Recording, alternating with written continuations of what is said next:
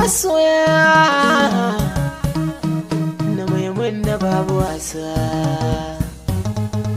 Dole tsara baitukan ku, ashe dole in yi kara alishi wani yi bayyanawa. Silar ado bayan rokowa na kajin jina da kema, yayan maimun da jinin masarauta ba zan yi yin fadi ba. Gurbin rayuwar masoya na maimuna Allah ƙara kauna, jinin masarauta maimun na babu ta makarki a masoya.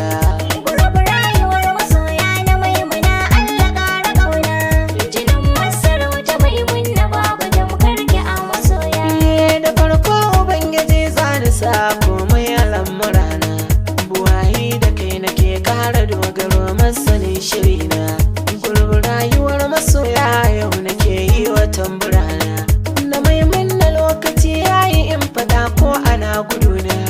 Amana akwai tsakanin mu to ba zan kasa yin fadi ba.